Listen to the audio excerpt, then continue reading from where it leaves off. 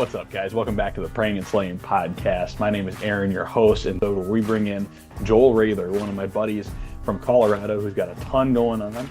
He's going to give us a little bit of tips, tricks, tactics for elk hunting, tell us some elk hunting stories from his last season.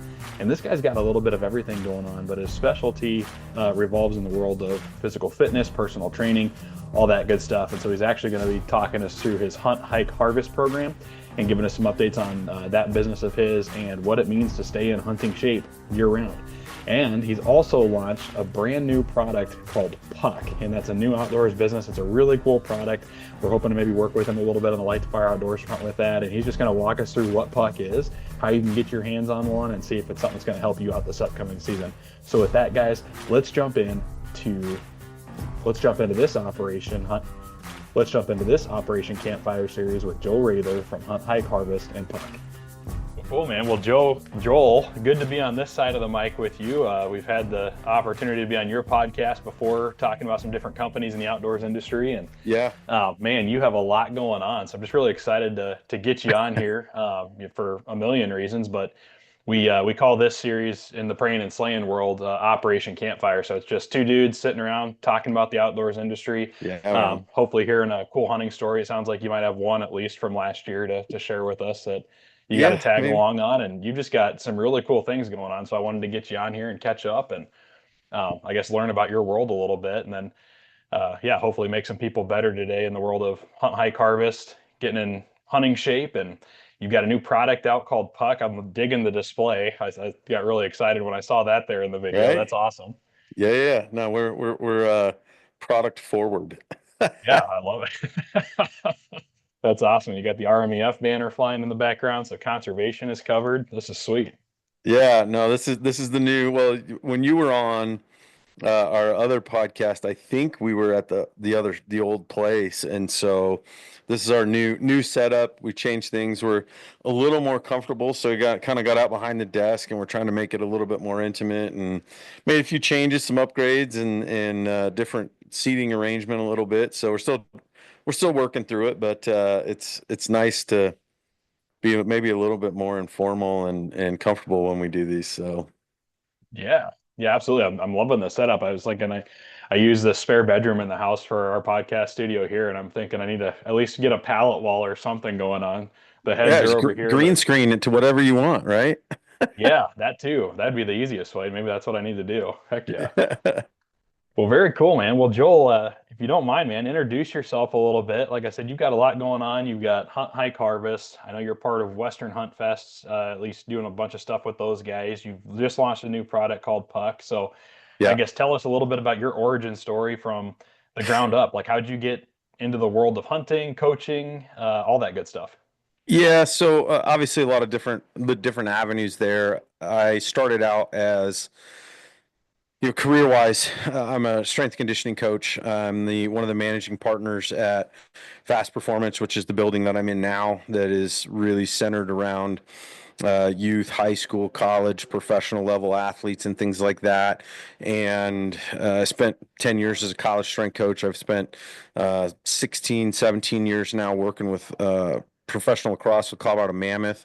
And so I'm really integrated, 7 months out of the year, I'm on the road with those guys. And then, within our space here, we have everything, whether it's like this morning, I just booked a pro basketball player, and I've got a college lacrosse player this afternoon, and I work with some college soccer players this morning. And so we get a host of everything when it comes to that. And, honestly, kind of moving from professional into kind of the personal side and the outdoor side. I mean, I grew up in Western Nebraska. My dad got us into hunting and fishing. We grew up in just a phenomenal place called Lake McConaughey, which is just a waterfowling, hunting, fishing, water sports kind of mecca. And so it was just something that was more or less kind of bred into us a little bit. And I loved being in the outdoors. I loved hunting. I love fishing. I don't do as much of it anymore. But at the end of the day, fast forward a whole pile of years. And when my business partner, Jason, who's part of all of this, he's sitting on the other side of the wall and doing other business for us. He kind of, well, I'll give him the credit, said, well, every year that we go up and we elk hunt and we're getting ready for fall and whatnot, we're training to get ready for the rigors of what a Western big game hunt looks like. And he's like, why don't we start using your knowledge and your background and experience to push this more into the outdoor community and bring real science-based training to the hunting industry. And I mean, that was how Hunt Hike Harvest was born. And we've been kind of a labor of love where it's taken us quite a few years. And now, fast forward 5 6 years, there's other players in the field, and our mission with Hunt Hike Harvest has been to try and kind of slice the onion a little bit for people and get them to understand that doing hard things isn't always necessarily appropriate, that there is a rhyme and reason and a way to train, and that the things that I know from a professional background can be applied into this space, and things that I've done in the tactical world with the military and stuff like that kind of has been something that I've utilized as a vehicle to get more of research and science behind what it takes to become a proficient Western big game hunter. And obviously for us, that's mainly elk, but that could be mule deer. I've got a friend of mine who drew a bighorn tag this year. Actually, a friend of mine's daughter drew a bighorn tag this year. So, anything Okay. that applies in that space is what we're trying to help and assist people with, what our tagline is, which is, train for a better hunt. And our mission is to enrich people's experiences in the backcountry and give them more opportunities to improve their chances for success, but not necessarily do I always tell people, kind of disclaimer, that, our mission isn't to teach you how to hunt, it's to teach you how to prepare for a hunt. No, I love that, man. That's really cool. And I remember, gosh, this was a long time ago.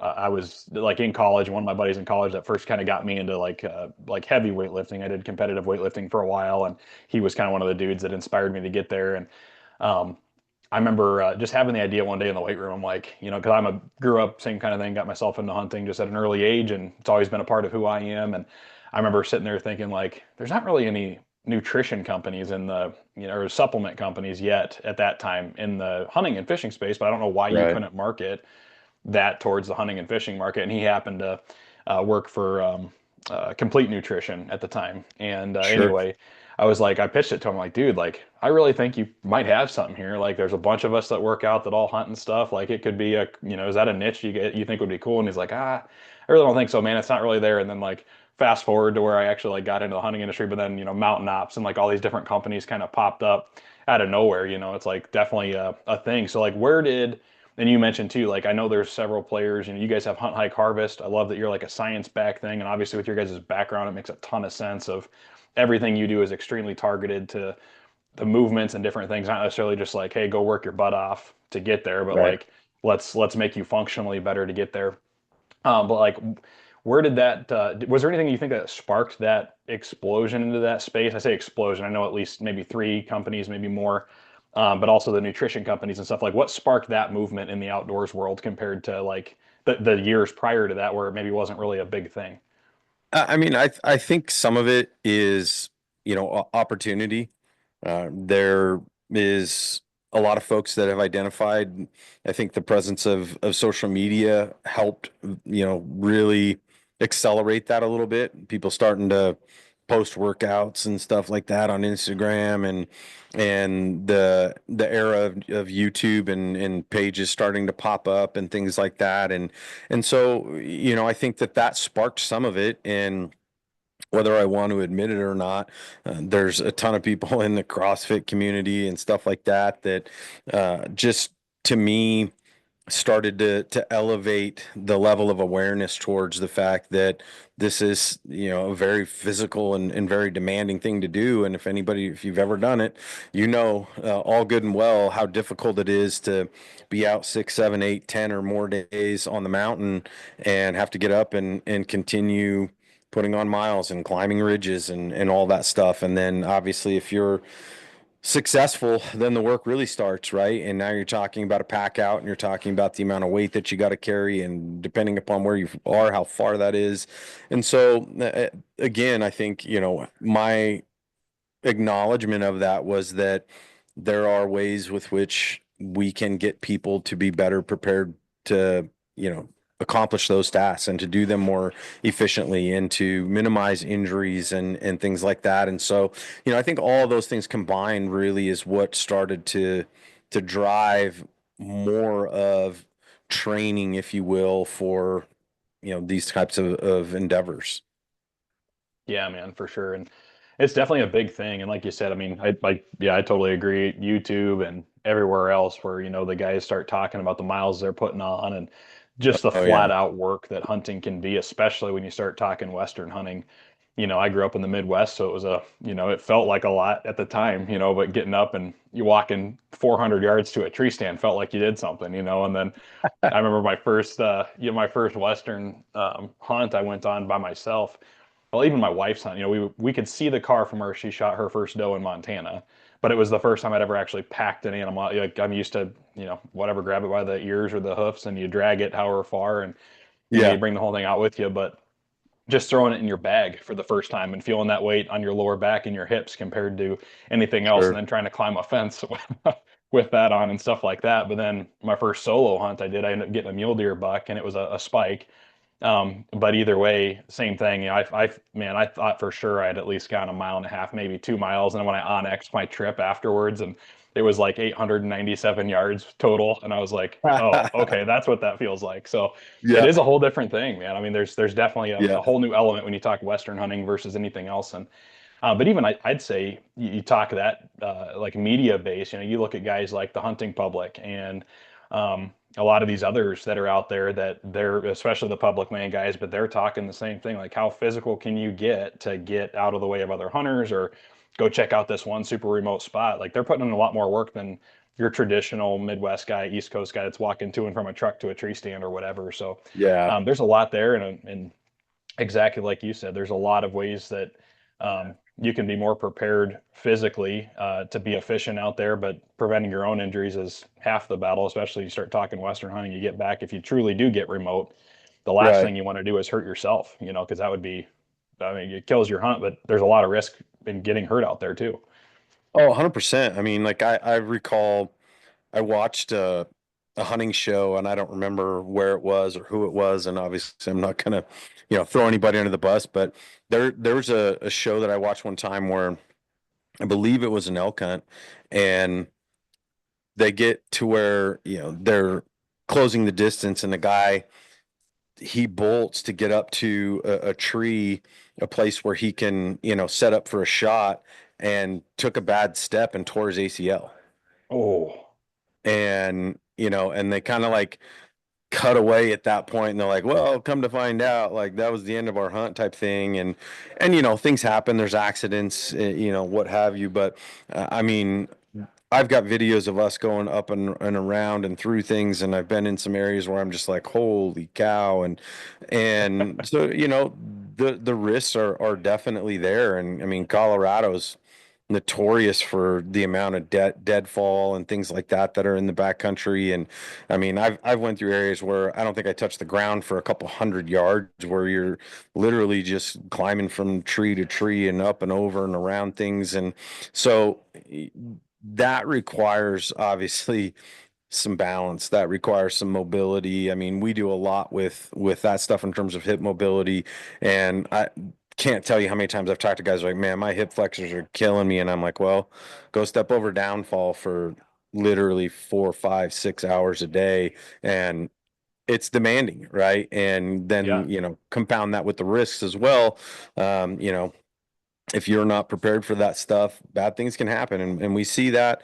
And, our mission is to try and help people get more prepared to be able to account for that, um, sustain, be more resilient, and at the same time have the functional ability to get through some of that crazy terrain without killing yourself. And then just keep doing it. Do it day after day after day after day, and hopefully you find some success. So Yeah, man. Yeah, absolutely. And that was so I didn't realize like how closely related. So when you and I had first linked up and I was talking to you about trying to get back into shape, I'd say I moved from Montana to Maryland and had about a year gap between, thinking about going long distances and hunting in the West and things like that, to where I was doing some public land stuff in Maryland and but just generally out of shape and looking to get back into it. I know a lot of the things that you would toss me up. I think you guys use the Train Heroic app. Right. Um, some of the workouts you were suggesting for me on there were things I'm like it just kind of like head twisters, I mean, again, coming from a guy who's power lifted and things like that, I'm thinking, okay, Right. bench press, squat, yada yada. And you're like, I can't remember what the exercise is called, but like pressing your arms against, like leaning against the wall and pressing your arms against it, and Yeah. like Yeah. doing like little movements, like you said, maybe for the hip flexors or like little things. I'm like, how is this going to help? But then you get out there and you just, over the course of a couple weeks, even, I felt like you kind of start to notice a little bit of the functional differences here and there, and like you get a little bit Yeah. better at them, or you notice something getting a little stronger that you weren't ready for. Um, it's kind of neat how you guys do all that. Like the functional stuff is just as important as being able to, do 75 squats times 85 reps, or whatever. Like the concept of just Right. working hard going up and down a mountain, that's one thing, but taking care of your legs and making parts of your body efficient to make all those movements as good as they can For be and sure. as safe as they can be too, because you can wear yourself out or hurt something too just by working hard. Yeah. 100%. And I think that's the stuff that, going back to what I said earlier, right? Like hard isn't necessarily always appropriate. We know that you have to be able to do hard things and you've got to build up some endurance, and we can talk more about the kinds of endurance and things like that. But I know that, kind of looking at your show notes and stuff like that, you talked about, training for aesthetics or training for function. And I can tell you, Western Hunt Fest is a prime example. The amount of guys that have come in who are, big and strong looking, whatever, and have left that pack out challenge with their tongue hanging out, just defeated because the kind of training that they're doing isn't fitting the mold for what you need to be able to do. And so it's like, function is always going to win out when it comes to how you train and what you train for. And I joke about it all the time where I'm like, you know, being in shape is such a relative term, and what you're in shape for is more important than anything, right? Like you can be in shape to play basketball. You can be in shape to be a football player. Well, even within the game of football, there's different kinds of shape depending upon position. And that's where really the nuance of training and how you train and the way you go about programming things becomes really where the rubber meets the road. And that's been our mission, is to try and create more awareness around the fact that, if you just go do hard stuff all the time, you may feel better and you may, you'll see improvements up to a certain point and whatnot. But at the end of the day, if it's not designed specifically for the task that you are trying to accomplish, then you're just kind of randomizing things that aren't necessarily geared towards improving what your ultimate goal really is.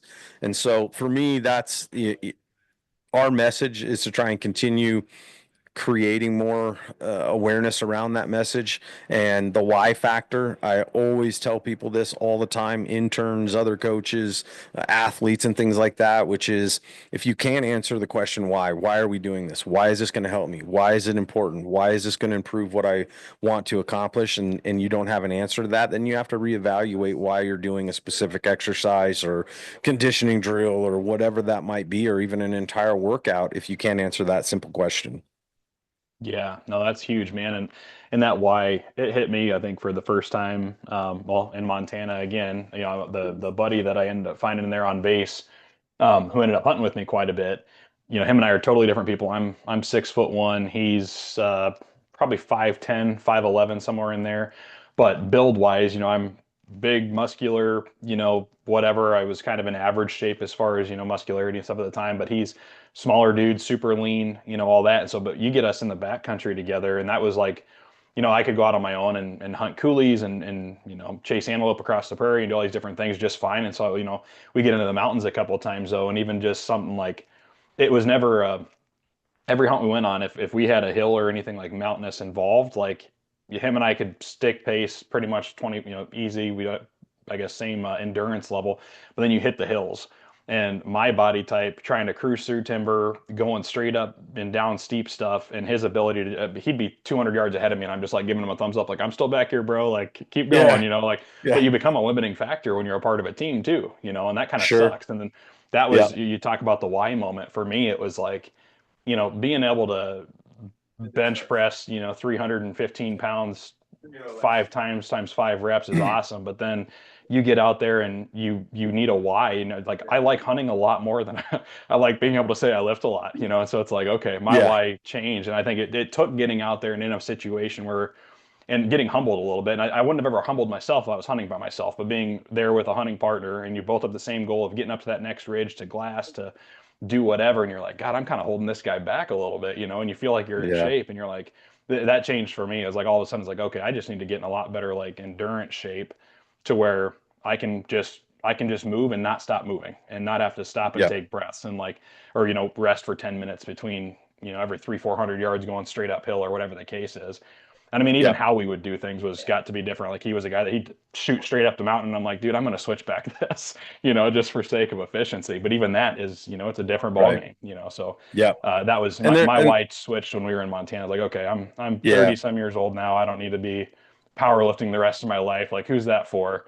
Like, I'd Yeah. rather be able to like number one run around with my kids someday, and number two, I need to be able to move in these mountains a lot better than I do now, and that definitely changes your why. Yeah, I mean, I think the there's some maturity I think that goes in kind of your evolution as well, and I think you kind of just mentioned it, right? It's like at what point is your aspirations as far as lifting X amount of weight and whatever start to maybe trickle away a little bit, and it sounds like you've kind of gotten to that point, and I know I did quite a while ago, some of it limiting on some back pathology and some stuff like that, and you kind of go, okay, well, what's most important to me? And for me, just last year, I remember, I had a pretty bad setback with my back, which is not a real impressive or cool story to even tell, other than the fact that I've got, 3 or 4 disc spaces that all have herniations and all kinds of different stuff. And so it's always something that I have to really keep an eye on. I've got to do a lot of work constantly to keep myself in functioning shape. And I went and got an update on an MRI, and my doc, he says, well, what do you want to do? And I said, the only thing I need to know is if I can get into the backcountry and put a pack on my back. I'm like, that's honestly my main goal. I'm like, I don't need to play old man softball. I don't need to, lift more weight or anything like that. I'm like, that's literally the one thing for me that is a non-negotiable. And can I still do that? And so, when you start to, I think, create that type of prioritization of things, then you start to be able to put everything else in place. And you mentioned, nutritionally and training wise and stuff like that. And it's like, are those things aligning with getting you to where you want to be, and accomplishing the things that you want, or at least being able to, not even accomplishment as much as it is just be able to continue creating those opportunities and experiences. Yeah, man, for sure. And then, we talked about a couple right now. So, like, you're talking meathead muscle guy versus dude that's built for endurance shape. Like, what's in your mind, I guess, do you run into any common factors of like what's the biggest gap you see between people that you'd say are like ready in your program's mindset, like, or your program so it goes ready for the backcountry versus someone that gets in there? Is it somebody that's just like flat, not quote unquote in shape, period? Or is it like you're in the wrong kind of shape? Like, what do you see there? Yeah, I mean, I think it can be a little bit of both, right? It can be the wrong kind of shape. It could be not good enough hunting shape. And I think it starts with the evaluation process and looking at where someone is when they walk in your door or when you talk to them on the phone, find out what their background, what their history, what their training age is, injuries, obviously, and things like that. And then try to match that up with what they want to be able to accomplish. And for some people, it's like, man, I just want to be able to go out and cover as much ground as I can in, my week-long hunt, which for a lot of people, that's, their date on the calendar every year that they look forward to. And we try to create a path so that we can get them to that point where, if their goal is to be able to cover 5, 6 miles a day, great. If their goal is to be able to cover 10 to 15 miles a day, sure. Um, and it just depends on where they are now and how much time you have and what are you going to do to create a pathway to get them there. And honestly, for me, it doesn't really matter. I've got a 66-year-old guy who's a trad hunter who drew a mountain goat tag last year, who has some hunts that he wants to do this year. Guy has a full scale training facility in his house, like in his barn. He has mountain right out his back door. He gets out and hikes. He's got an entire 3D course that's got set up in that space. And I'll tell you what, the guy can flat out get with it. And he can handle some things that are surprising. And at the same time, you also have to go, well, he's 66 years old, and there's some mileage on that chassis, so we have to be sensitive to that, and we have to know that, oddly enough, some of the programming that he did before, he admittedly told me, he's like, man, I'm not a 35-year-old, and some of the stuff that I was doing at another place, which we'll leave anonymous, um, is geared towards, really Tommy tryhards that are young and can do all that stuff. And I tried to do it and I just kept getting hurt. Yeah. And that's where, we step in and say, okay, well, let's evaluate where you are. Let's figure out how we can create a path where we can still challenge you. And most importantly, we can try and make sure that we are being sensitive to your limitations and things that you need to focus on in order to keep you healthy enough to continue doing it. And he's like, yeah, I want to hunt 10 more years, 15 more years if I can.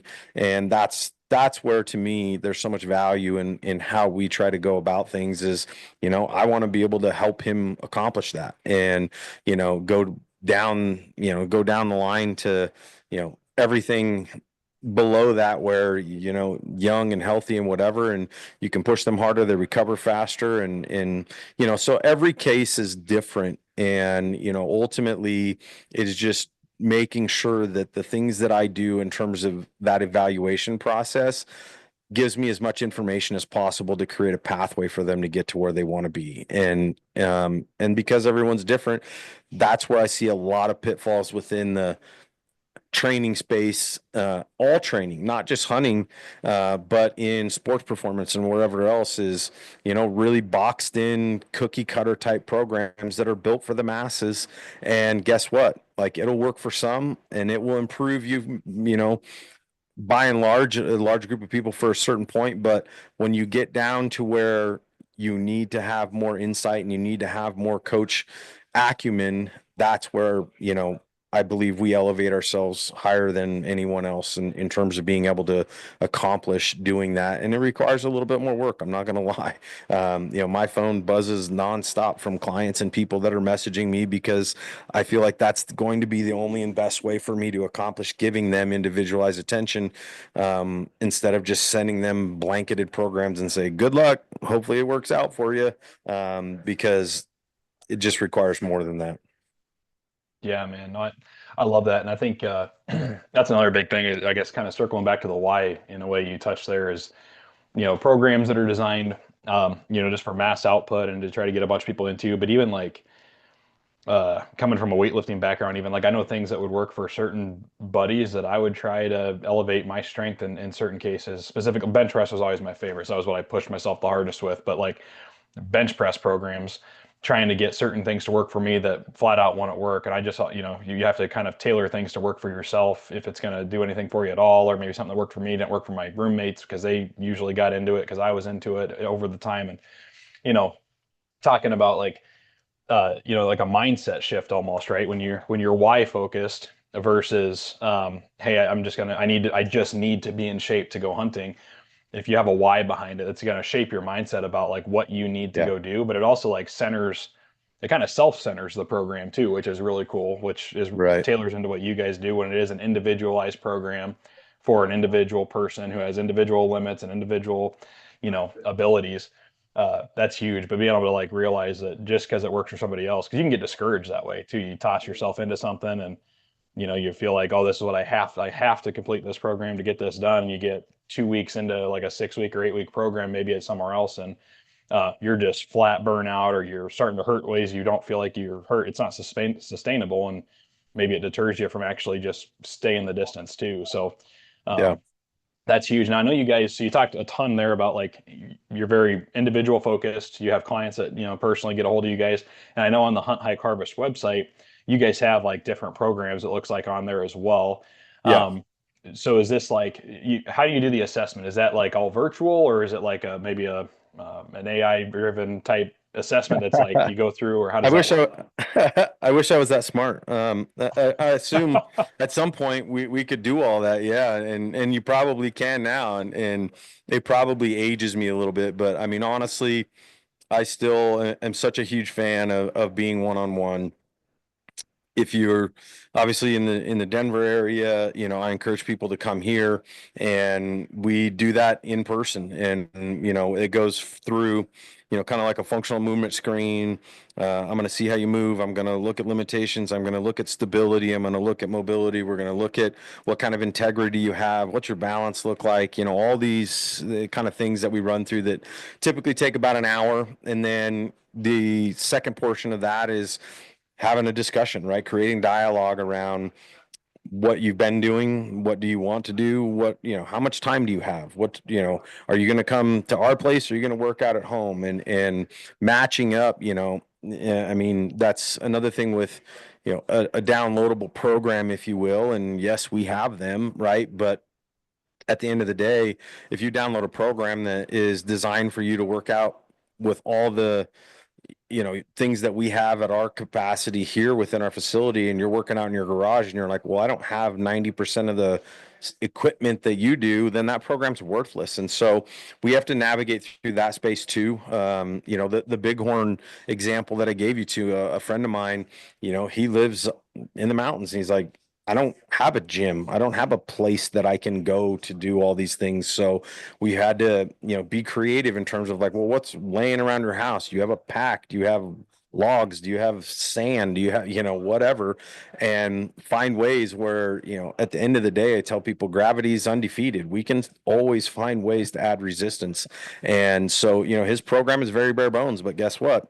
It's also got a lot of components in there that are still going to be geared towards helping him get into some pretty gnarly country to go chase bighorns. So Yeah. that to me is the biggest part of that process is you have to make sure that you're matching all those pieces together, because otherwise, you're going to miss a lot, and there's going to be a lot of gaps where you're not providing them with what they need. And to me, I think there's a lot of ownership that has to go into that. To me, I take a lot of pride in the fact that that's what I want to be able to provide to people is the ability to meet them where they are, provide them with something that is going to give them the best chance for success, and then monitor, guide, assist, provide feedback, have an open door policy, which in this case usually is in the form of text messages and phone calls and emails and those types of things, where they're always going to have access to me. And that's something that probably exhausts a lot of my time, but I also feel like is super important, because otherwise you're just looking at something on your phone or on a piece of paper that kind of leaves you to your own devices, and you have to kind of take some ownership, which is part of the process, but then you don't have anyone there to guide you. You don't have anyone there to bounce things off of or get feedback, or the amount of times I give people alternatives and different ways that they can accomplish things in terms of a given exercise or workout is just endless a lot of times, because otherwise people just skip over stuff, or like, I'll just go do more arms, or I'll just load my pack up again today and just go ruck around. And so that to me is a big part of how I try to like really hone in on that evaluation process, so that when we move forward, we know that they're going to be set up as best as we possibly can to create a path for them to succeed. Yeah, man. No, I love that. And then as far as like a guy like me, for example, so I'm in Texas right now. You're in Colorado. Say I can't get out there. Do you guys do like some sort of virtual assessment for the initial run of stuff, or how does that work? We can, yeah. I've done that before. A lot of times, what I'll do is I'll have people shoot video. I'll say, hey, let me see let me see your gait pattern. Let me see your squat pattern. Let me see you do a lunge. Let me see you do X, Y, and Z. And I can give them kind of a list of things and send it to me, or we can even do it in this fashion where we're doing it live, and I can get an opportunity to see like how they move, how they function, how they operate, and then start to utilize that as a way to put the pieces together in the same fashion. And I guess it's where technology is great because at the end of the day, we can accomplish a lot without you necessarily having to walk in my doors. And, being in this physical space is great, but it's still also another rate limiting step where I know not everybody can come directly through my doors. And so we have to find ways that we can still accomplish that without necessarily being in person. Yeah, man, absolutely. And then is it just you that does the coaching, or is your business partner in it as well? You don't want Jason to coach you, not unless you're trying to throw a baseball. Jason is he's a former big leaguer. He spent like eight years or so in the big leagues.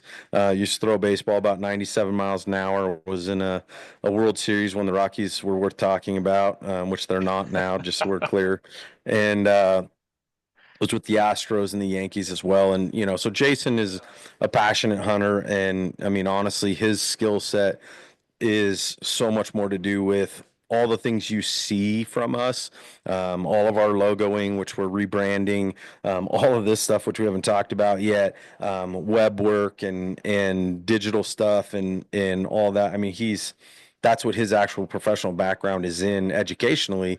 And so, it's been one of those things where like marrying those two together kind of has helped us build this whole thing without generating the need for going to a bank or getting loans or finding investors and stuff like that.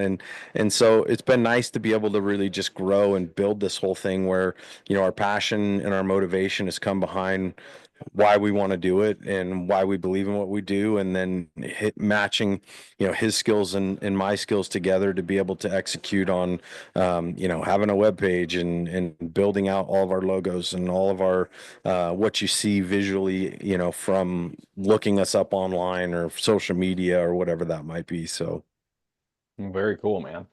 Well, I guess if you want to coach, it's Joel. If you want a web designer, it's Jason then. yeah, well, and we do have a great team as far as coaches go. Andy Wolf, who's, if you look on our website, Andy's a PhD. He's down in Texas. He's at Tarleton State.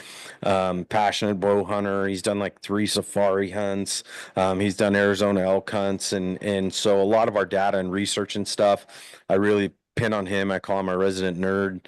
And Andy's awesome. And then Mike Barnes, who's also another great hunter, but Mike is also like me. He's a strength coach. He's actually been around longer than I have. Spent some time with San Francisco 49ers. He was the director of education for the National Strength and Conditioning Association, written books. We have a book that is the complete fitness guide to Western big game hunting. It's almost 400 pages. Mike spearheaded that entire project. We're getting ready to well, it's ready. We just really haven't dropped it quite yet onto everybody because we've got a lot of things we're trying to work out on top of that that we're going to piggyback with it. But so we've got some great people.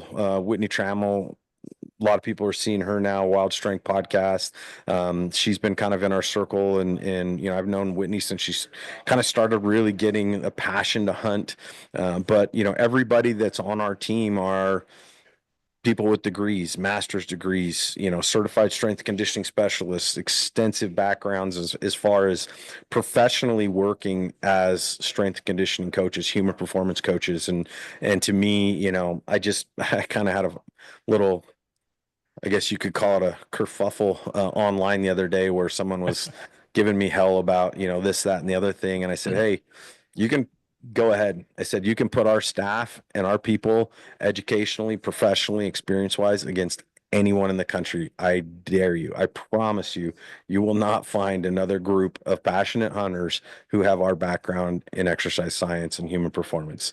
And, so it's out there. I'm getting more vocal than saying that because, I do my homework and I see what everybody else looks like, and I see what some of the other players in the field, what their backgrounds and experiences look like, and I don't have a problem saying that. So Hey, man, you just need a CrossFit gym and a good marketing background, and you can make a fitness program for people, right? uh, Like, you initiate my gag reflexes. You know how to get to me.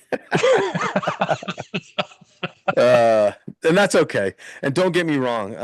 In saying that, CrossFit has done some amazing things in the training world. They've created a massive community. They've taken people that got sick and tired of dry and boring 24-hour fitness gyms and really created a culture and all those things. And I applaud that. Don't get me wrong. Do CrossFitters squat? Yes. Do they do Olympic lifting? Yes. Do I squat and do Olympic lifting? I sure do. It's a matter of how you program it is where things really start to change. And so I don't want people to get me wrong where they just think like, oh, you're just bashing CrossFit and this and that. And I'm like, there's actually some tremendous CrossFit gyms in the country. There are with really good coaches. And I've seen some very proficient people that program and have good quality coaches in those spaces too. And so it's, to lump it all into one is obviously a little bit, maybe slighted. But overall, there are some good things that happen in those spaces. There's some good coaches, there's some great gyms. But it is where I see misapplication of training principles that is where that comment comes from. So Yeah, for sure, man. Well, no worries on that. And I don't even know who you're talking about. So we're all good there. We'll just leave that. But no, that's great, dude. And yeah, I'm excited, man. I think I need to get buttoned back up in this program. We're here in Texas now, so it's all, well, I say where I will be hunting is mostly flatland stuff, but now it's just if you yeah, got any programs on water retention so I don't dehydrate, that'd probably be the ticket for me, I think here. But no, very cool, man. Well, hunthikeharvest.com, right, is your website?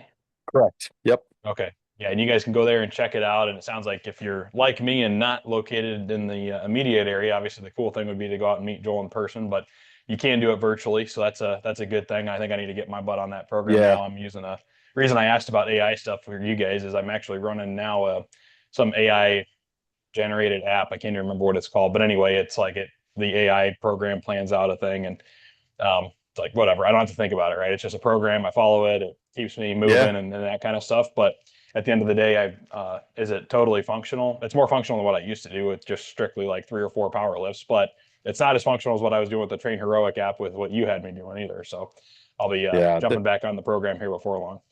Yeah, it's amazing what's out there, right? And I'm not naive to that. I think it's great. It's all on how you utilize it. The intuitiveness of a lot of that stuff, I think, is super cool. And I think if you resist being able to find ways to utilize some of those things, then you'll fall behind. And we're continuing to work on stuff like that as well. Yeah, man, absolutely. Well, speaking of working on things and the awesome display you have there, like let's talk about Puck Outdoors, man. I wasn't sure what Yeah, was going on with this. I know like I was following, obviously you on social media and I see on like your stories and stuff, I just see this Puck thing yeah, around all the time. Did some mild yeah, research on it, had no idea you, I guess technically had anything to do with it. Just thought it was something cool you found. And come to find out, this is a partial product of your baby here. So let's talk about yeah. Puck Outdoors. What is it? How'd you come up with it? Well, And going back to my business partner, Jason, Jason was the one who really kind of started to play with this idea and concept. And it just looks like a puck, sitting in front of you right now. And I'll pull this one out. This is kind of one of our early prototypes. And so you can see it's got our logo on there. And what we did was we basically just identified that, we were always carrying our diaphragm calls and things like that in various places. You're shoving it in the side of your bino harness, right? You see people that have little clips and things like that. There's all these other types of carriers, I know like Phelps and some of these other places, Slayer and whoever else, they make these things that you put around your neck and you slide them in. And I'm like, I don't want more things hanging around my neck for one. And when I'm on a hunt, I've already got, the bino harness and the rangefinder and my release. And, you got all these things that are in and around you. You got your pack on. And so we kind of wanted to find something where it would protect my diaphragm calls, that it would keep them separated. So you can see, um, I've got 3 of my diaphragm calls in there. What it does is we've got slotted here so that all three of those sit in that space without any of the latex touching each other. And so some of those cloth ones that I mentioned, right? If you're always sliding those in and out of those things, you're constantly disrupting what that latex is touching. It's getting dirty. If that latex starts to degrade whatsoever, you're going to start going through more of them, right? So we wanted something that was going to keep them from touching. We wanted to keep them dry, and we wanted to make something that would keep them really readily accessible. And so we came up with this where we originally built this. I should have had it in here, but what we did was we made the original where we just started putting like cardboard slots into, a chew can, for example, right? And so I've got some over here, right, that look like this. Here's your Skull can. We went out and bought, Skull and Zinn and Copenhagen and all these other things because a lot of guys are just carrying them in empty ones of these, right? And so they would just lay in there. And again, those reeds are touching each other. The latex is not being protected very well. And so the original thought is that we would start building these where if you had one of those, we would just build you an insert. And so if you look at this insert actually fits specifically into this can, right? And then we made a lid for it that fits precisely the way that it would on the original can, so that you don't mistake which one's which. This one would be for your standard like Zinn can, right? And so you can see the Zinn can is a little bit shallower, so it only will hold two. But all of the dimensions, the heights, the tolerances and all that stuff, this is down to like within a half a millimeter of the actual dimensions that these need to be. So these are not moving, they're not sloshing around, they're precise down to even, some of these little nodules and things like that. And so that was kind of the original concept, was to make something like that people could utilize, super simple, super easy. And then we started to work our way into making, an all-inclusive unit right here. And then the juices started really flowing. And what it really began with was Jason came to me and says, hey, I've been looking at 3D printers and this and that. And we started talking about cost. And I literally, in that moment, I said, let's buy it right now. This episode is powered by Dead Nuts Outdoors, makers of the most lifelike, lightweight, and weatherproof 2D archery targets in the world. That's right, we said 2D. We're talking full-size animals that brings the hunt to your backyard.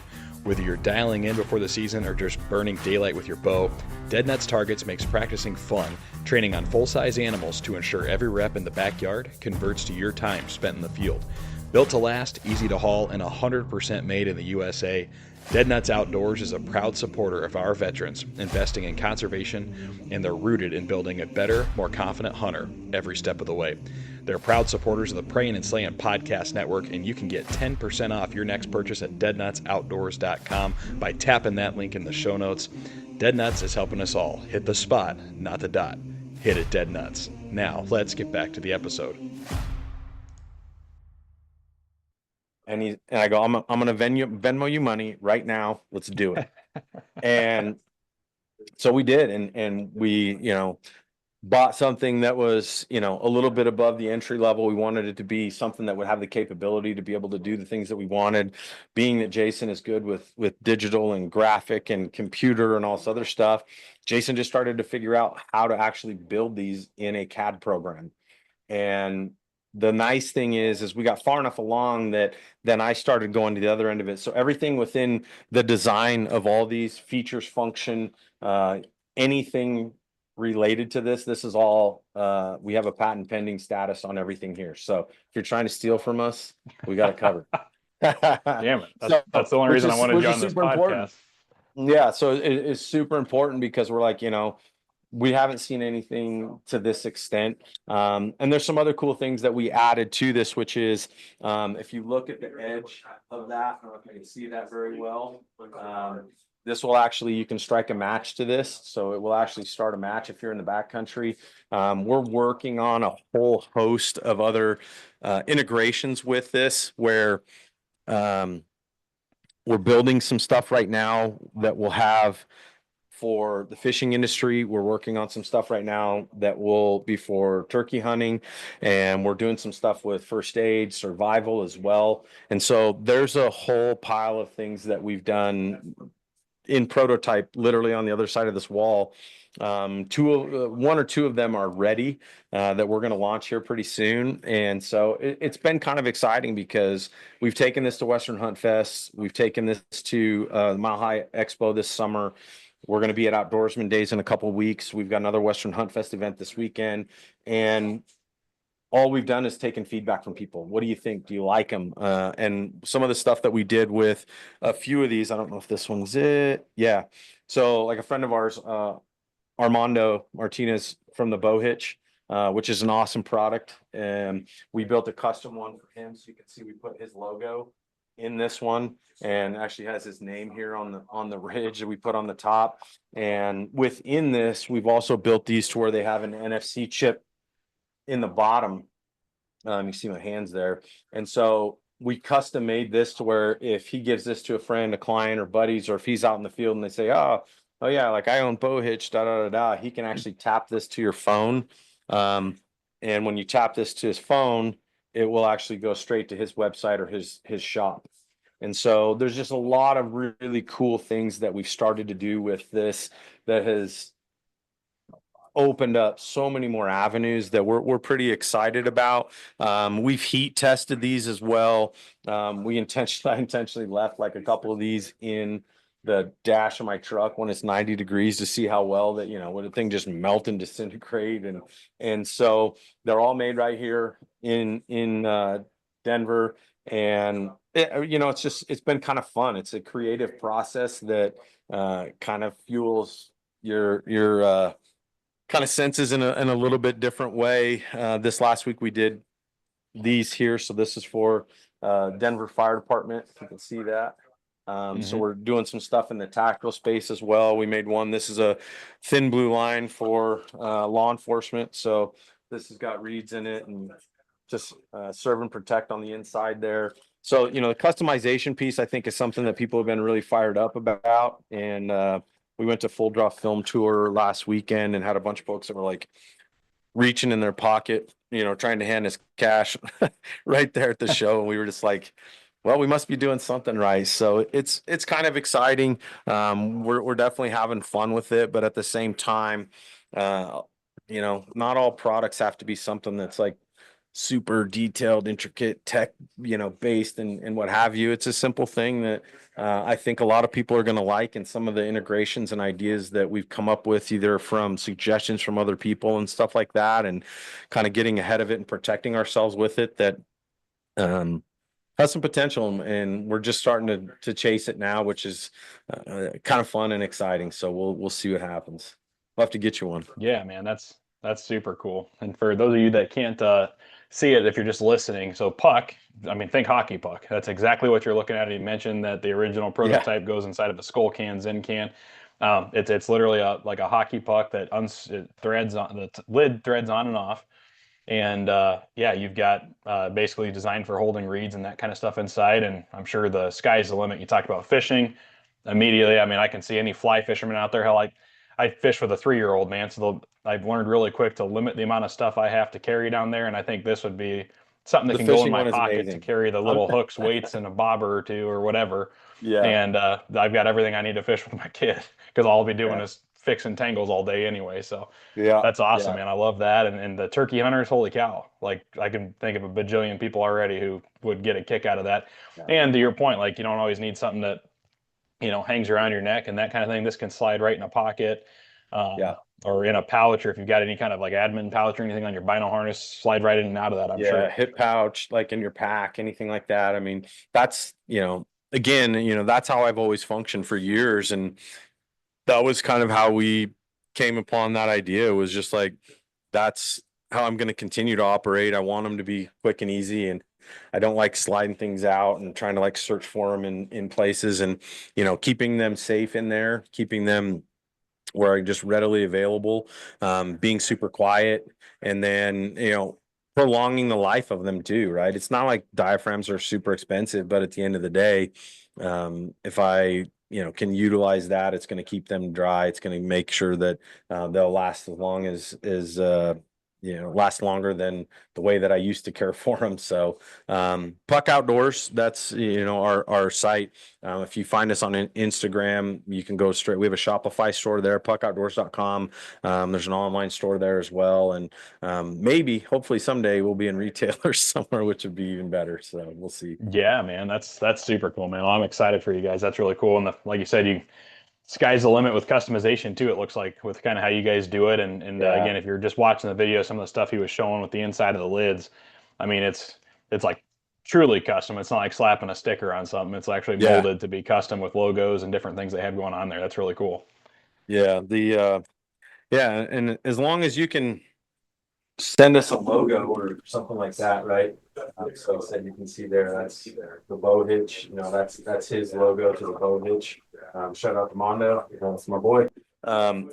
We did one for Elk Bros, we did one for Ivory Holsters, and yeah, I mean, as long as we can get a digital logo, in PNG format or something like that, we can virtually make any logo and fit them on one of those. So Yeah, that's pretty incredible, man. Well, very cool stuff. And yeah, just something that slides right in your pocket, improves your life. Like you said, doesn't not all innovation has to be something necessarily right. mind blowing, but then there's always that, like you said, people wanting to hand you cash right then and there. They're just like, it's that, why didn't I think of this idea, right? Like they're like, oh, okay, I didn't realize I Yeah. needed it till I saw it. Now I need it. Yeah, and I think that the integration on the turkey one is going to be that one could be massive, and so Oh we're yeah, we're working on that. I think what's going to end up happening is there's going to be some there'll either be an all-in-one version or there'll be an accessory type package that we'll offer for turkey hunters. And so I'm sure if you really think hard, you could probably figure out what that is. I don't really necessarily want to let the cat out of the bag yet, but yeah, yeah, I mean, so we'll see. At the end of the day, the way I look at it is I'm going to have the coolest diaphragm holder out there, even if it's me by myself. But hopefully there'll be a few others that are in that game or wanting to be in that game as well. So. yeah, man, absolutely, very cool stuff, man. Yeah, puckoutdoors.com. Check them out. They're really, really neat. Get yourself one. Elk season's right around the corner. And Yeah. hell, turkey season's right after that. So yeah, get yourself one and protect your diaphragm calls. And then, ever since I switched to diaphragm, elk hunting, obviously you got your bugle too, but everything else is diaphragm. But then even turkey hunting, they have, Yeah. I mean, call fanatics, right? Like everybody's got their own calls that they like, and they swear by box versus Oh yeah. slate versus diaphragm versus whatever.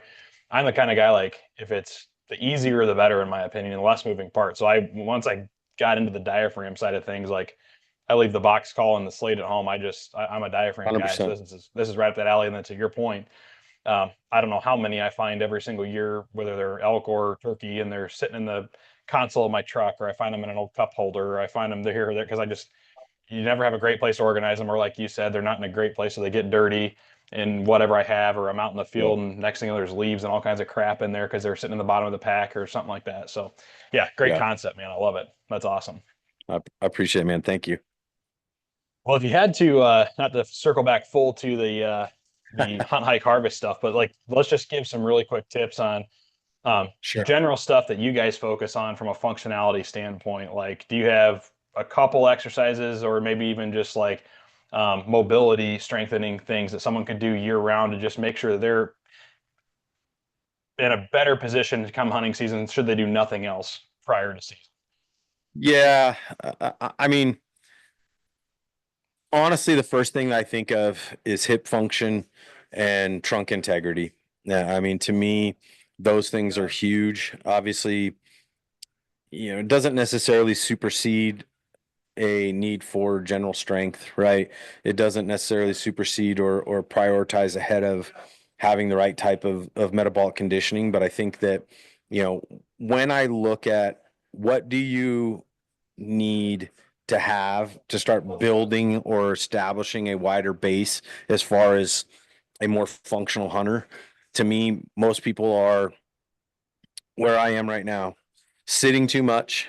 A buddy of mine that I've been writing programs for, he's in medical or pharmaceutical sales and things like that, and we battle back problems and things like that with him all the time because he literally spends every day sitting in a car, driving around, going from doctor to doctor and this and that. And, you know, that unfortunately is all too common. And so for me, it's like, we're not going to be able to build better levels of strength. We're not going to be able to build better levels of training or fitness for hunting if we don't start to improve functionally where we are in terms of our hip qualities and in terms of building better integrity of the trunk. And I say trunk because I think that the word core is really bastardized and people misconstrue what that actually means. And so, you know, to me, the core, if you will, I call trunk or pillar is, you know, from below the hip all the way up to my neck. And, you know, there's 30, 36, 39 pairs of muscles that attach to the lumbopelvic complex in itself, which requires a lot of dynamic abilities, integration, coordination, and there's so much that has to happen in terms of being able to enhance and improve hip function and hip mobility.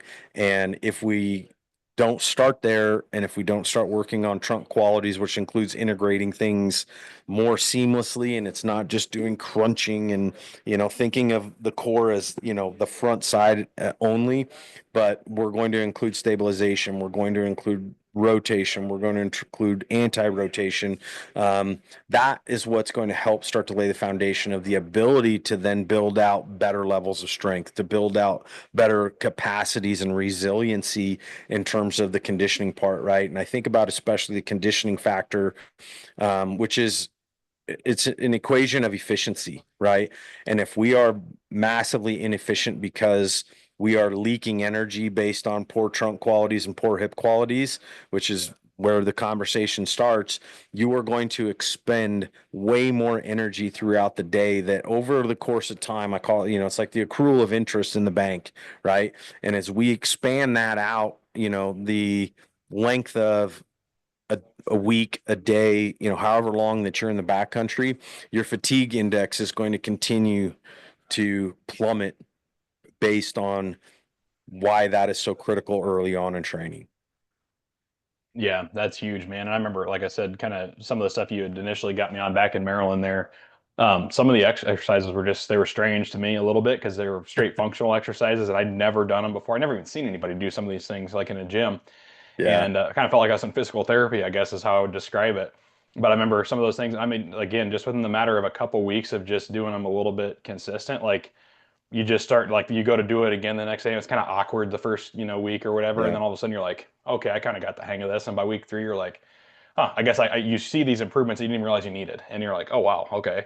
And Yeah. then things just get a little bit easier. Your form, you start noticing other muscles work a little different when you start to do a squat, for Right. example, because to your point, something in your core is just a little bit better than what it was before, and you didn't realize it was even out of whack because you're so used to doing something a certain way. Yep. But yeah, like you said, you want to talk a multi-day hunt anywhere. That fatigue index. I like how you brought that up. That's never thought about that before, but exactly. Every day you're a little bit actually worse in worse condition than you were the day before, and a little bit worse the Yeah. next day, the next day. So you compound that, and you want to go on a 3, 4, 5, 6 day, week-long hunt, especially backcountry, man. You're just those little efficiencies are going to go such a long way in keeping you out there just a little bit longer, going a little bit farther, and hopefully being able to pack that weight a little easier too when you're coming out. 100%. I mean, that's, you know, if you end up getting the job done on day 6 or day 7 and you see people that, you know, how many times are like, oh man, it's the last day of the last hour, whatever. And it's like, that is literally when you are probably at your worst physically. And it's like, sure, I'd love to get the job done on day 1, like opening morning, you know, which sounds great, but then it's like, well, then you if you do it right, maybe you get a week-long camping trip, which is also cool. But um, you know, Yeah. realistically, it's like that is why it's so critical that you have kind of everything in order because the work starts at that point. And if you haven't acquired or developed the right qualities, odds are you're going to be in trouble. And I always talk about, you know, the responsibility you have to the animal, um, being smart about how far you go, where you go, and thinking forwardly about that, right? If you're 4 and 5 and 6 miles in and you're telling yourself, man, if we manage to, run into a bull here or something like that, I don't know if we can, get him out of here, then, that's really ethically to me a poor decision.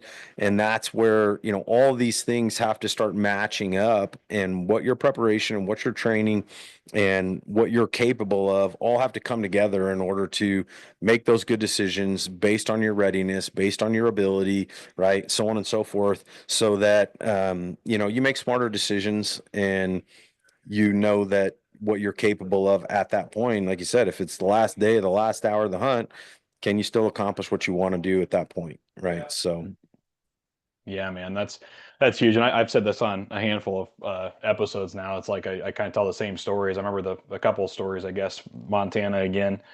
The first time, leading up to Montana, I was like looking at all the maps and thinking, oh man, I'm going to go here and this, oh, that's only 6 miles.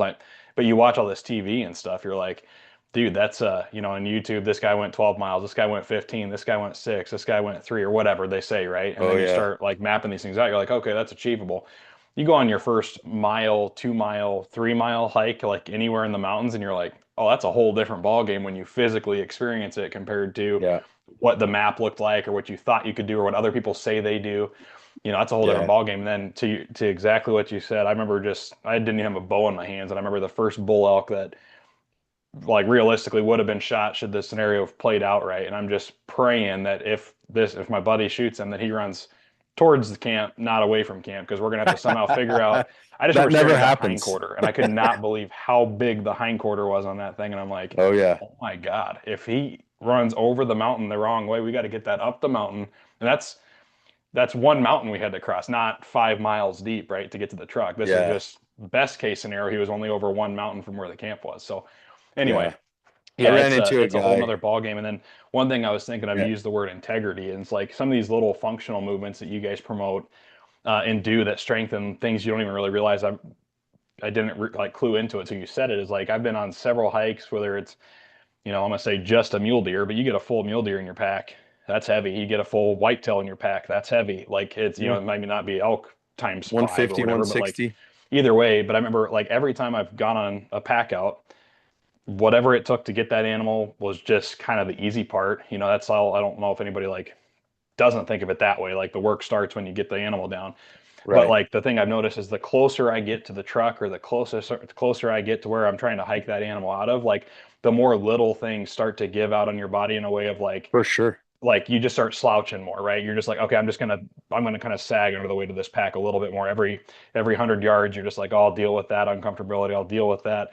But all those little things are probably a product of me not being truly like my body doesn't have the best integrity, best longevity, workup prior to season for me to be able to just sustain that weight as far as I can possibly go. So and all that does is add up and compounds. The closer you get to the truck, the more little things you're letting, the bag sagging on your back, your knees Mm, are aching, or your hips are starting doing, so you're walking a little different now, and yeah. all these little things. But that's all basically what I'm doing is allowing myself to be more prone to injury versus taking the time maybe button up. But obviously prior to season, if you're doing all these little more functional based things, ideally you're not going to run into that situation because you can go further more properly or better, I guess.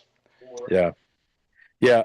I, it's it's interesting, I mean, I start thinking about your question, and I'm like, I could probably answer that question 10 different ways, and I think another one, and this is something that I say, not necessarily an exercise or a focus, or a specific training principle, but the thing that I see so often, and one of the things that you'll see within our program, and I know you probably notice this as well, is like I tell people that if you look at any program that you're doing, any program that you've done, if you can do that entire workout day after day after day, and you can do it all in one narrow hallway, you got a problem. And one of the things that I see that is so common in looking at programs is everything is pushing, pushing, squatting, everything is forward, back, up, and down. And when you get on the mountain, there is lateral, there is angular, there is so much difference in how we have to move. And I tell people, the hallway comment basically is that, you function on a daily basis in a 360-degree environment, right?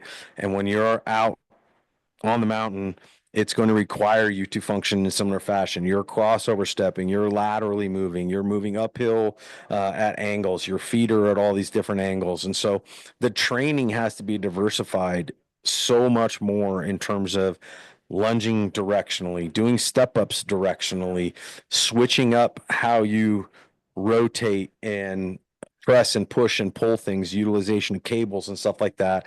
And it made me think of it when you talked about like getting down to that like last couple hundred yards and you're like, man, you can really tell where things are falling apart or where you're, starting to feel things, hot spots or weaknesses or whatever else. And to me, that's something that is so huge in closing that gap for people is like diversify your training. You have to do things outside of one plane of motion. And so often do I look at programs and that's all you see. Everything is pushing and pulling up, down, front, and back, and there's never anything more three-dimensionally or what we call frontal and transverse base planes. Yeah, no, that's spot on, man. And there's, nothing we do with hunters, even when you're actually out there in the field, is ever done in a push-pull straight up and down motion. You're Yeah. you're Tell me how many leaning over here squats to you do in grab the this. backcountry. Yeah, exactly. And everything's on an angle. You're hardly ever on a flat piece of ground trying to do something. No. So Yeah. that's huge. Something you ought to integrate. I don't know if any workout program has it yet, but getting off the ground with a bag on your back, that could be a Oh my workout in gosh. itself. Yeah. Do some get ups, some Turkish get ups, and Yep. we do some stuff with sandbags, right? The amount like Western Hunt Fest is a great example. The amount of buckles that I've seen break on people's packs from not knowing how to get off the ground is astounding, right? And it was kind of odd. We had a guy. He's won both pack out challenges this year. The first one that we had at the Air Force Academy, and then the last one we had at the NRA Whittington Center. And unfortunately for the rest of the competition, this guy's an active special forces guy, and I watched this guy with 120-pound pack put his pack on in like just one fell swoop in a way that I've never seen anybody else do it, and did it damn near while he was like on his way to just starting out, and like and just takes off. And you could have watched everybody there just kind of go like look at each other like, are you serious? Like, did that? And and you look at it and you go, well, this is what this guy does for a living, right? Like Yeah. he literally knows how to go in the mountains, hike with heavy packs on, do it for an undetermined amount of time or distance. And to him, it was just like, oh yeah, this is all we got to do. I'm on it. And dude, Yeah. he in New Mexico, I am not kidding you. He practically ran the entire thing. It took him like 20 minutes to carry 250 pounds. It was a half a mile course. He carried basically about 250, 260 pounds, which includes carrying a Euro mounted elk, right? And his bow, half mile loop, carried all of it by himself in 20 minutes. Holy crap. 20 minutes. It was impressive to say the least. That's So that's a amazing. really good point. Which is, yeah, learn how to do some of that stuff, right? That Yeah. that is one of the hardest things. Once you get it up to your back, then do you have the ability to walk it out, basically? But Yep. yeah, and especially if you're solo. Yeah. Yeah, that's a whole thing too, man. And even just heck, even all the, you talk about all these lateral movements and different things like that, just maneuvering a dead animal on the ground by yourself, Yeah, and then you're not hanging it up in a garage to do all your skin and everything. You got to do everything on the ground, flip the animal, maneuver the animal on a steep for slope sure. where all it wants to do is move. And like, you're doing a lot of work out there that you probably don't even think that you're doing. You think about the walk in, you think about the pack out, you don't think about all these extra things that are involved in that hunt. Yeah, for sure. Yeah, that's nuts, dude. Well, cool, man. Well, let's wrap it all up with. So, tell me, you said you didn't get a. Obviously, you've got a bajillion irons in the fire, and clients texting you, calling you 24/7. and you got on one hunting trip, it sounds like last year. I want to hear that elk story a little bit, and walk us through the one experience you had, get people pumped up for elk season, and then we'll wrap Yeah, up with man. maybe your best hot takes on awesome elk hunting tips after that. Well, it was actually a mountain goat hunt last year. Oh, So mountain Mike, goat. Mike Barnes, who I mentioned is one of our staff members. Mike drew a mountain goat tag last year, and he the unit that he picked was Southwest Colorado. Obviously, probably a once in a lifetime type hunt. A good friend of his has been on 7 mountain goat hunts prior. His grandpa, his dad, him, a couple other buddies, and so he was kind of, he was kind of our guide, if you will, because he went in like 2 or 3 days early. He hiked almost every single ridge in this unit before we got there. He was sending us pictures and all this other stuff. We're just like, oh my gosh.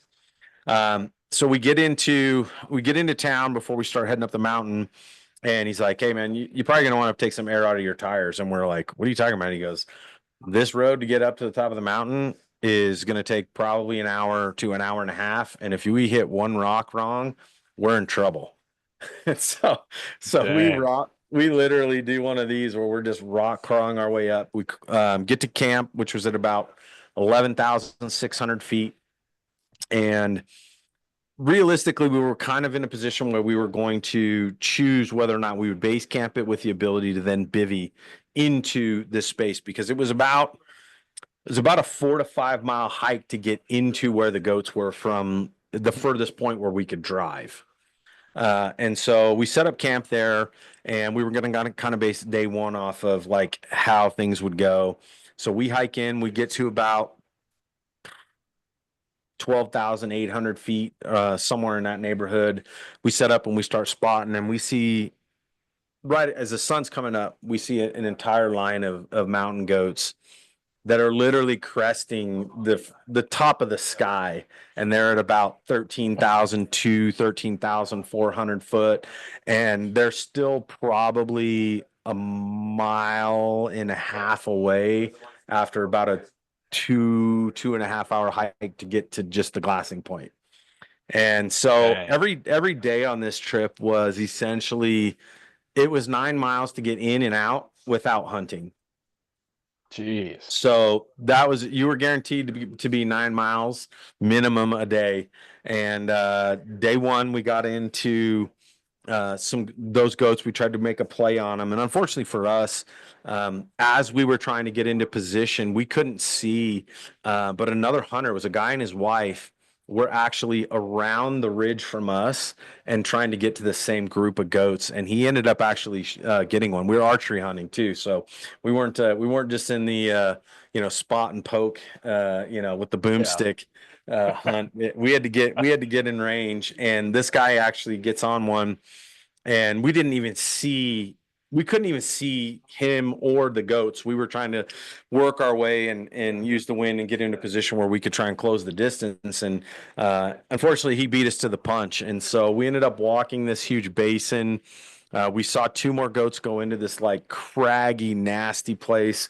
And I've got some video of like, we spent an hour like cliff hanging, like looking over these ledges, trying to find these 2 goats. And we end up like a day later or whatever, or half a day later, finding a group that came out. And as I was sitting back and kind of spotting and trying to help them in terms of sight and visibility. And then as these goats fed out, they fed out right in front of me. And I see these 2 hunters come like over the top of the ridge. And I'm like, oh my gosh, like Good no grief. way. Right. And Yeah. little did we know it was that guy and his wife. And when he shot his goat earlier in that day, it ran all the way over the basin to the other side. And the only way for him to get it processed and out was they had to go, it took him like 6 or more hours to go all the way around. And when they popped up over that hill, it was like where we were. And it was just like, it was crazy, crazy circumstances. And so they see us, and he actually hunkered down because he saw the goats, and he just like let them try and hunt their way and get into position, and Mike ended up getting a shot. Uh, it, Probably 30 minutes later, and unfortunately it was steep downhill and a lot of crosswind, and the arrow drifted. Thankfully didn't wasn't it was just a clean miss all the way across the board. And we spent the next couple days, well, actually, to finish that whole like crazy story out, the guy ends up hiking over to us, and I see that he's got his pack's full and his wife's pack's full, and they were camped behind where I was standing at that time.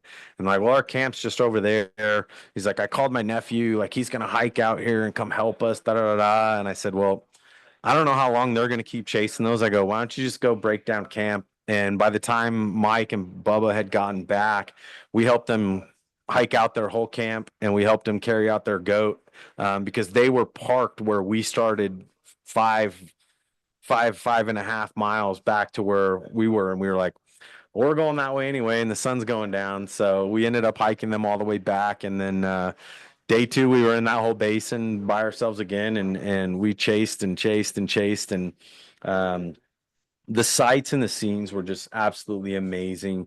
And it just got down to where Mike had double or triple bypass surgery like Oh, wow. just a year prior. And so it just got down to where, again, going back to like thinking responsibly, ethically, and whatever else, I didn't even have a tag. I didn't have a bow in my hand. And it was the hardest, most epic hunt I think I've been on. And one of them anyway. And, Mike, thankfully Mike was like, Bubba had to take off, and he's like, if it's just the two of you, the two of us going in there, he's like, I don't know how many more days I can get in and get out of there. And Mike's late 50s, going on 60. And I said, it's up to you. And I'm here to help. I'm here to film. I'm here to, try and help you make it happen.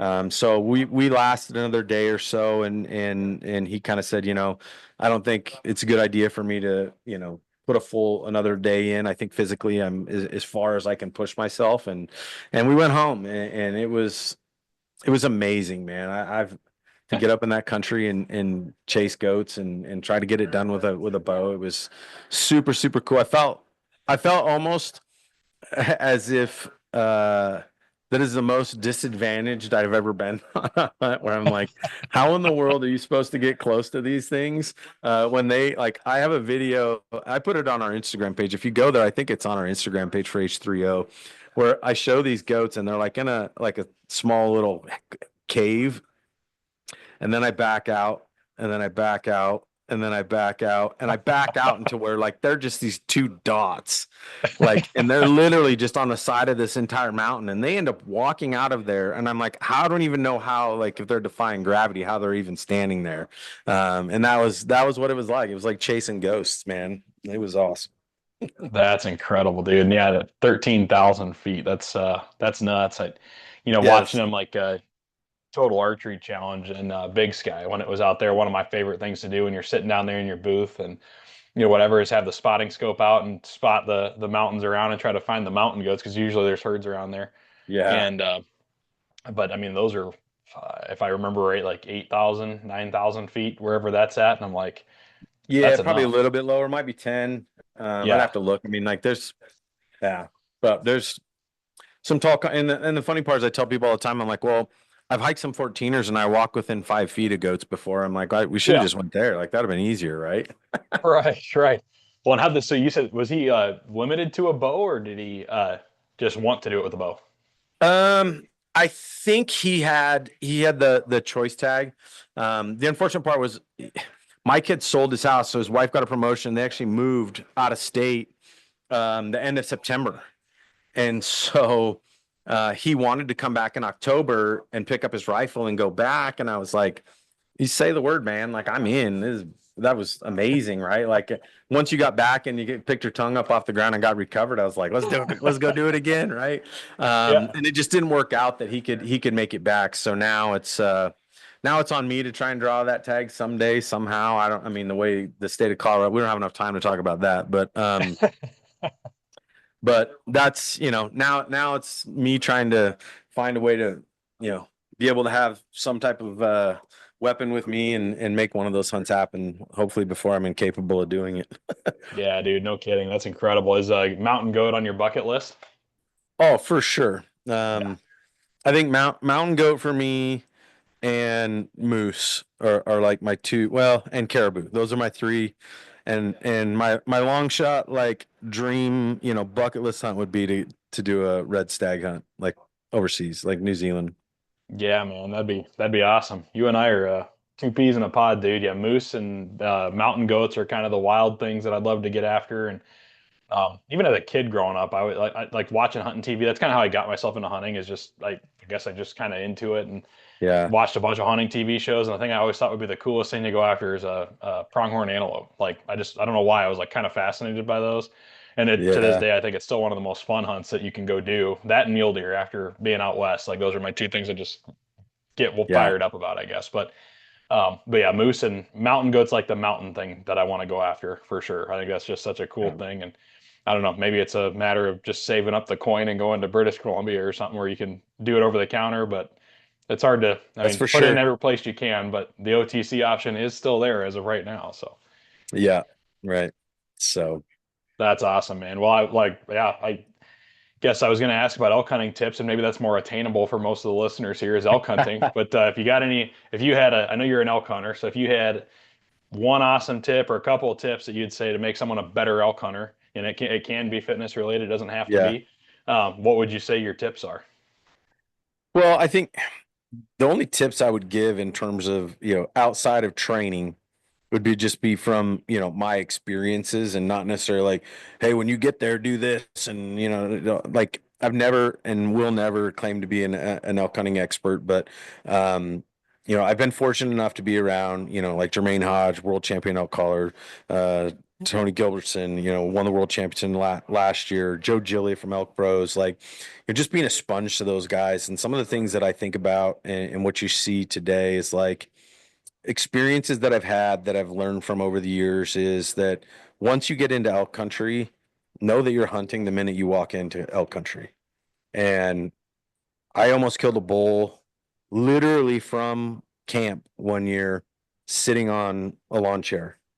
And it's like, when you start to walk and you start to go into country and territory and stuff like that, you never know where you're going to find animals. And if you just like have in your head, like, oh, let's get over to this spot, and you just put your head down and just go bolting that way without recognizing that at any point you could be near and around and close to animals. And so I've gotten to where, being patient, especially if, you're out for a week or 10 days or however long you're going to be out, like know that as you start moving, that the minute you start moving, move with purpose, move slow, stop. And, I think that the day and age, when you look at, the land of the free and born and raised guys and Corey Jacobson, who are all awesome, don't get me wrong, that calling is an art. If you're not a good caller, if you're, just want to go out and, throw location bugles every 100 yards, like, you might as well blow a kazoo. You're letting every elk within, a mile or two know that you're there, and it's usually pretty discernible. Um, and at the end of the day, if you're a, heavy bugler and guy that wants to go in and like, I want to, get elk fired up and I want to get right in their kitchen and piss them off and this and that. And it's like, I've been fortunate to be in a few situations where, I've challenged bugle to a bull and he came running in, but all too often being a lot more subtle and, taking a page out of Joe Gillia's book, Elk Bros, Joe's killed an elk like 38 years in a row. And he's like, No all kidding. but probably two or three of those have been harvested through cow calling. And he's like, I don't bugle a lot. You have to know when bugling is important. And so for me, it's like I've kind of evolved over time where, location bugles, night bugle, thing like that, trying to figure out like where are elk at. And he's like, but you're gonna kill a lot more, how's that saying go? Flies with honey or whatever, Yeah. type situation where in order for you to find a bull that really wants to fight and come charging in at you and tear your head off, like they're few and far between of the amount of bulls that will come if they think that you stole their cows, or or they're curious, or like, huh, that was an estrus call, like who is that over there, right? And love will win, as Joe likes to say. They're a lot more interested in that, especially during September.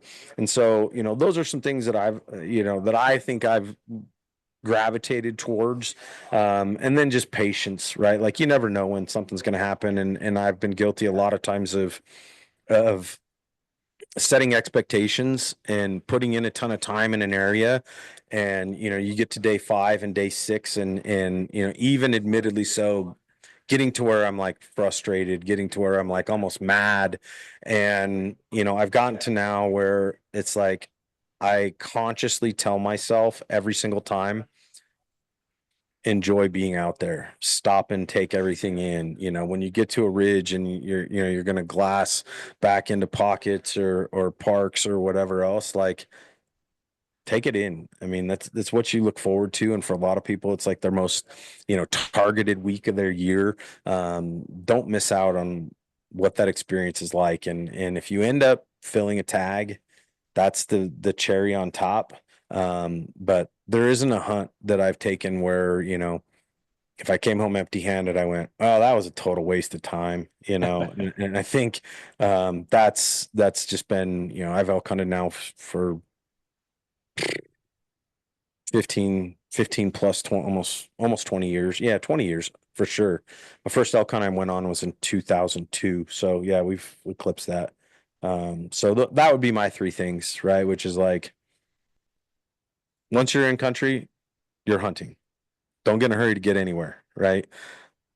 If you're not a good caller, resort to cow calling, right? Or don't call at all. There's a lot of guys that don't call at all, right? And it's just spotting and using sign and things like that, right? And then just enjoy the process, enjoy the opportunity to be out there, and I think your experiences will be better if you can do those things. Yeah, man. No, I love that, and especially the enjoyment factor. I remember, man, I think the one of the biggest things you see nowadays is, and a lot of it has to do with the media, social media especially, but like For it's sure. like a competition. I feel like 24/7 you hop on the internet and it's like who's the most dedicated, who puts the most time in, Oh who's yeah. the most passionate, who's this, who's that. And it's just like God.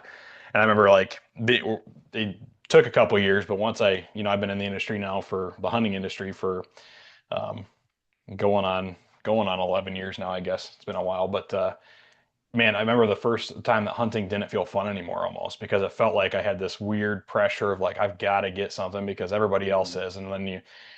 it takes a minute to like refocus yourself back in and be like, man, I remember when I was a kid and it was just like the coolest thing to be out in a tree stand and freeze your butt off and like the little things, and like that's what you remember Right. about the hunts.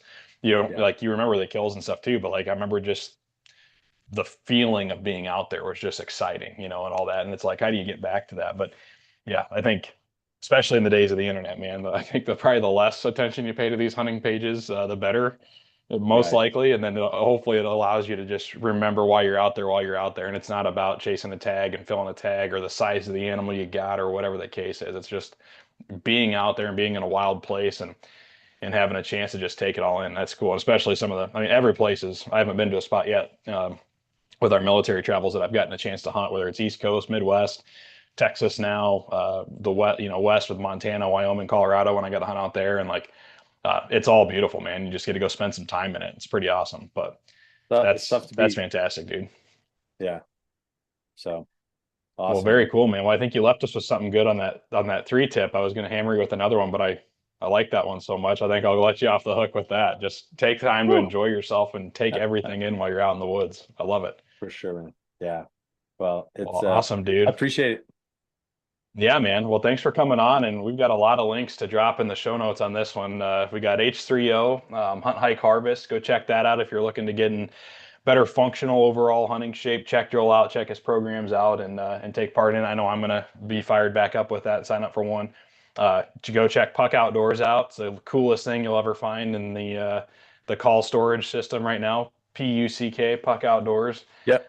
Nothing else. Let your kids play around with it. The only problem I see with this, Joel, is I know I'd get that and it'd be on the counter somewhere at home, and my kid would have it, and I wouldn't find it, and he'd be stuffing it full of snacks and Cheerios and God knows what. But it'd be, Yeah. I'll have to get him his own. Yeah, there you go. Right. It's too We'll get you colorful. a custom It's one with got your too many name on designs it. on it. That's awesome. No, yeah, and the Western Hunt Fest, if you're interested in checking that out, Joel's got a lot of cool stories with that stuff too. Those are awesome. Yeah. I need to get to one. I haven't been to one yet. And I Yep. don't know, the name of this podcast might be Hunt Slow Sound Pretty after that last the last little bit you gave us there, man. But yeah, Yeah. Joel, it's been awesome catching up with you, brother. I really appreciate you Yeah. coming on. Likewise, man. I appreciate your time. Good to see you again.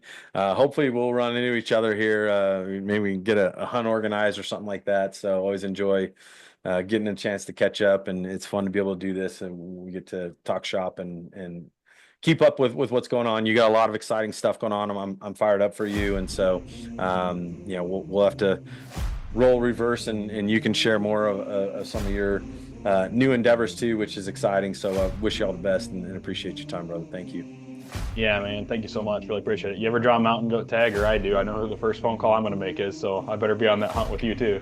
I'm in. Let's do it. Awesome, man. Thanks so much. Have a good one. All right, you too. Thanks, guys. See you. We'll see you.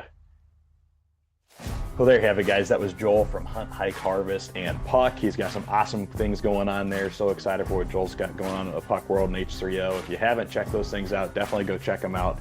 And just talking with Joel about functional strength, man. Functional strength at its core is breaking things down to doing the small things right, so that way the bigger, heavier things get done easier and more efficiently, and you ultimately protect yourself. And it reminds me of Luke 16:10, which says, "Whoever can be trusted with very little can also be trusted with much. And whoever is dishonest with very little will also be dishonest with much." If you can't be trusted with doing the simple things in life right, then nothing is ever going to get added to you. And when God looks at our lives, and he's got a plan for all of us, but at the end of the day, we have our own free will. And we have the free will to either be lazy and not do the little things, or maybe cut corners, or maybe lie about the small stuff, or whatever it is. But when we can't do the little things like that, right, and have integrity in the small places in our lives, then we're never going to get more responsibility added to us, or take on those bigger things, or maybe get that next level job, or that promotion, or take on that bigger project, or have that business get started that you've been thinking about for so long, just because God's not going to add something to your plate that you're just not ready for. And the same goes for, going on a Western hunt. You're going to be hiking up and down mountains, man. If your hips and your flexors and all your tendons and everything else in those small muscle groups aren't ready to support the big ones, it might be one thing hiking in with a 25, 30 pound pack, for a couple miles, but guess what? You get something down, buddy. You got a 75, 80 pound pack you got to take out, and that's where things start to give out, is when that pressure comes on. And that's where, lack of integrity in the small areas in our life really shines, is when the pressure comes on. Do you have what it takes to support yourself, and a foundation, having integrity and being trustworthy with the small things in life is what sets that foundation for heavier and heavier loads to be handled. So with that, guys, I'm going to let you guys get back to it. Go check out Joel, H30, Hunt, Hike, Harvest. Go check out Puck. Some awesome things there. Maybe even some partnerships coming potentially here in the near future with Light the Fire Outdoors. We'll see what goes on with that. But man, yeah, awesome stuff there. Make sure you check out our partners, Dead Nuts Outdoors, who make this podcast possible. Use code Prayin and Slayin for 10% off, and they also kick back an extra 5% of their proceeds to Light the Fire Outdoors' Veterans and Conservation mission here. So awesome stuff from those guys. Go use code Prayin and Slayin, save yourself 10%. And with that, guys, be trusted in the small things. Go out and do something awesome for somebody today. Make somebody else's life better. And go do that little thing that you've been putting off, so you can start getting more trustworthy with the heavy stuff. And with that, guys, take it easy and keep praying and slaying.